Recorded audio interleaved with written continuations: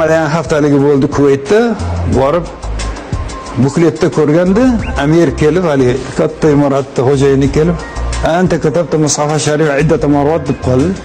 Musafni ko'chirgan odam senmisan dedi, bir necha marta ha dedi. Bizga ham qiziqarli gap bormi dedi. Bor dedim. Ayting dedi.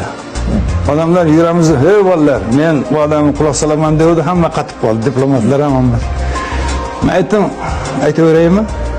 Rasululloh sallallohu alayhi vasallam zamonasida Musaviylar ham, Isaviylar ham musulmon bo'lib o'zini o'rgangan xatida dedim, Qur'onni yozib tarqatayotganda ixtilof chiqib qolibdilar. Hijoziyda ko'chiringlar desa, Musa ham Xudoning payg'ambar, Iso ham Xudoning payg'ambar, Tavrot Injilni ko'chirgan nabatiy, sariyoniy, ibroniy xatda, latiniy, kakay razida desa, juda katta razida deb payg'ambarimizni qabuliga kelishgandagi hadisiyotlar olganman aytdim ki. Qo'man Nabiy sallallohu alayhi va sallam va ahmarra wajhuhu. Rasululloh alayhi vasallam juda ham jiddiy masalani ko'tarib kelibsizlar. Buni hamma bilib qo'yish kerak degan. Ya Abu Zar, Abu Zar G'ifori xattotga aytibdilar. Vallazi ba'athani bil haqqi nabiyyan. Meni payg'ambar qilib yuborgan Alloh taoloning nomi bilan qasam ichib aytaman.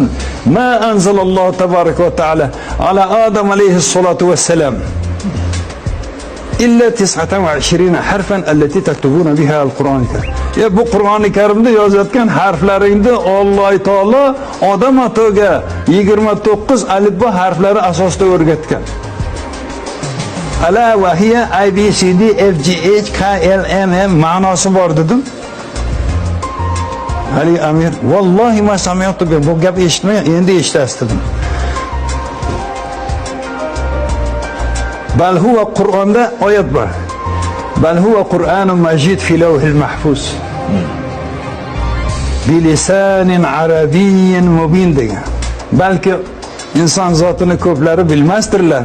Alloh taoloning Lavhul Mahfuzdagi kalomi sharifi sof arab tilida shu harf bilan yozilgan.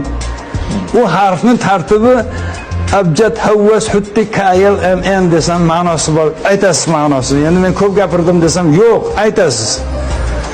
Aytdim, Alloh taolo muallif bo'lgandan keyin har bir harfini muakkali ham bor, hikmati ham bor, buni ma'nosi ham bor. Abu deb arablarda ota degani. Bizga Alloh taolo murojaat qilib aytayapti, otalaring Odam alayhissalom, jadda. Onalaringni ko'ngilni topaman deb bir ish qilib qo'ydi deyapti. Havvas bu qilmishiga yarasha yer yuziga deport bo'ldi desam kulyapti. Havvas huwa nazala alal arz. Hutti KLMN arabchasiga ihota bo'ldi. Kalala va manna mehnat va mashaqqatlarga bu dunyo chidaganga chiqarilgan deganida o'rlashib qoldi deydi. Safas Odam alayhissalom sa'a fa sabara. Sabr bardosh bilan barcha hayoti to'siqlarni mardonavor yengib o'tdi. Takhaz akhadha thana'a robbil alamin. Alloh taolaning ishonchini oqladi. Natijada dodaq ziyo topdi, zafar topdi, vahinoga erishdi desam bag'riga olib biz suratga olinglar, televideniya rahbarini chaqirib butun arablarga ertalabki nonushtaga yetkazgan. Bu gaplarni Imom Buxoriylar yetkazgan, ularning zurriyotidan ham eshitib masharrab bo'ldik deb bag'riga bossa bo'ladimi?